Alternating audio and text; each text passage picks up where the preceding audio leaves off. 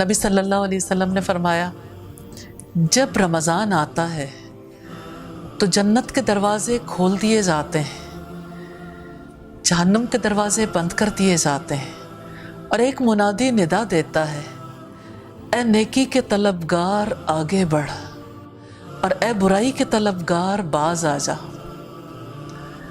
رمضان کا مہینہ آتا ہے تو سب لوگ اس کی آمد سے پہلے تیاری شروع کر دیتے ہیں۔ عجیب سی بات ہے کہ اللہ تعالیٰ نے اس مہینے میں کھانا پینا بند کیا اور سب لوگ کھانے پینے کے بارے میں سوچتے ہیں۔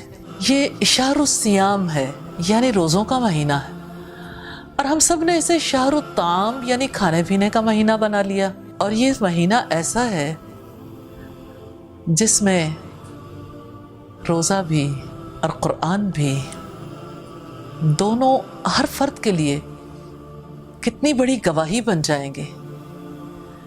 نبی صلی اللہ علیہ وسلم نے فرمایا روزہ اور قرآن دونوں بندے کے حق میں گواہی دیں گے۔ روزہ کہے گا اے میرے رب، میں نے اسے دن بھر کھانے پینے سے روک دیا تھا، اس کے حق میں میری گواہی قبول کی جائے۔ اور قرآن کہے گا اے میرے رب، میں نے اسے راتوں کو آرام سے روک دیا تھا، اس کے حق میں میری گواہی قبول کی جائے، اور دونوں کی گواہی قبول کی جائے گی۔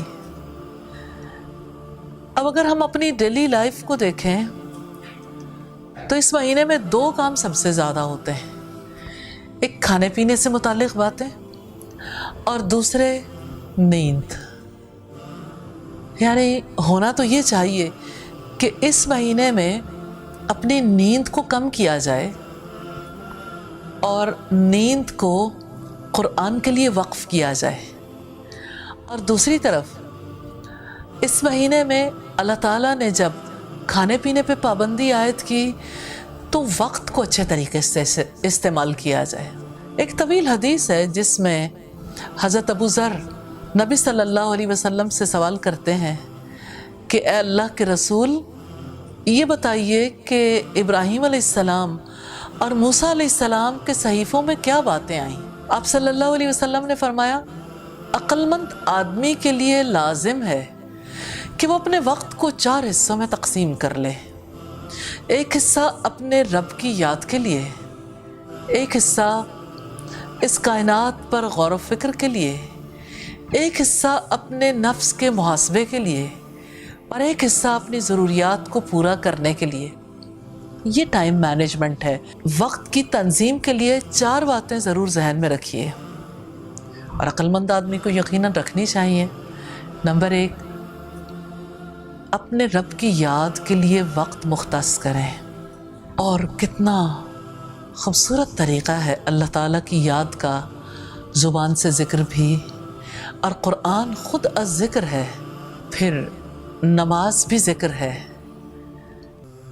پھر وہ سویٹ میموریز جو انسان کی زندگی کو بدل دیتی ہیں کہ اللہ تعالیٰ کی ہر نعمت کے پیچھے اس کے احسان کو پہچاننا، دینے والے کو دیکھنا، یہ خوبصورت یادوں کا ایک طویل سلسلہ ہے۔ صبح سو کے اٹھتے ہی اللہ تعالیٰ کے نام سے دن کا آغاز کرنا، الحمدللہ الذی احیانا بعدما اماتنا وإلیہ النشور۔ شکر ہے اللہ تعالیٰ کا، تمام تعریف اس کی ذات کے لیے ہے جس نے ہماری موت کے بعد ہمیں زندگی عطا کی، اور اسی کی طرف سب نے جمع ہونا ہے۔ کتنا خوبصورت میسج ہے اپنی ذات کے لیے۔ تو یہ میموریز بڑی خوبصورت ہیں، یہی وہ چیز ہے جو انسان کو زندگی میں چلاتی ہے۔ اسی طرح سے مختلف اوقات میں جو رسول اللہ صلی اللہ علیہ وسلم دعائیں کیا کرتے تھے، اذکار کیا کرتے تھے، اس رمضان میں اپنی زندگی کی روٹین میں اسے لائیں۔ آپ کی زندگی میں آپ کی یادوں کا ایک طویل سلسلہ ہے، لیکن ان یادوں سے انسان کو کیا نفع ہوتا ہے؟ ہر ایک کو ایک اچیومنٹ ہے، اچیومنٹ کا احساس ہے کہ میں نے گویا زندگی میں بہت کچھ کر لیا، لیکن اپنی ذات، اپنی بات، آخر ہماری ذات کتنی بڑی ہو سکتی ہے؟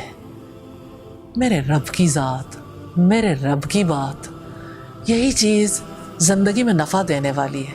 नबी सल्लल्लाहु अलैहि वसल्लम हर सुबह और हर शाम को सूरज निकलने से पहले और सूरज डूबने से पहले अल्लाह ताला का जिक्र करते थे। इस बार रमज़ान में इसकी आदत ज़रूर डाल लीजिए, सुबह शाम के अज़कार की। फिर इसी तरह से सोने से पहले अल्लाह का जिक्र, फिर नमाज के बाद अल्लाह का जिक्र। कौन है जिसने मोहसिन इंसानियत से बढ़कर खूबसूरत और मुकम्मल ज़िंदगी गुजारी हो? तो आप सल्लल्लाहु अलैहि वसल्लम की सुन्नत, आपका तरीक़ा हमने इख्तियार करना है इंशाअल्लाह ताला। इसी तरह से आप अपने लिए अपना स्केजुअल बनाएं। अल्लाह का ज़िक्र जो हमारे पास कुरान हकीम की सूरत में मौजूद है, मैंने इस बार कितनी तिलावत करनी है। सहाबा कराम या तो मंजिलों पर कुरान पढ़ते थे या 3 दिन में ख़त्म कर लेते थे, समटाइम्स 10 दिन में या 15 दिन में भी। लेकिन हमारे पास तो नुज़ूल कुरान का महीना आ रहा है, इस महीने में ज़्यादा तिलावत करनी है, क्योंकि ये हमारे रब का कलाम है और ये हमारी ज़िंदगी का प्रोग्राम है। और फिर याद का बहुत खूबसूरत सिलसिला नमाज का, जैसा कि रब्बुल इज़्ज़त ने फरमाया, अक़ीमिस्सलात लिज़िक्री, मेरी याद के लिए नमाज कायम करो। कितना अच्छा तरीक़ा है, अल्हम्दुलिल्लाह।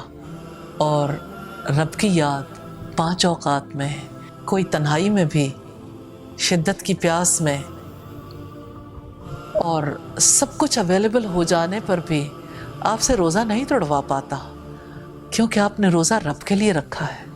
तो जिस रब के साथ इतनी मोहब्बत है कि वो हलाल चीज़ें छुड़वा दे, आप वो भी छोड़ सकते हैं। उस रब के बारे में ज़रूर जानिए, क्या कुछ है जो उसने अता किया, उसकी कायनात में कितना कुछ है।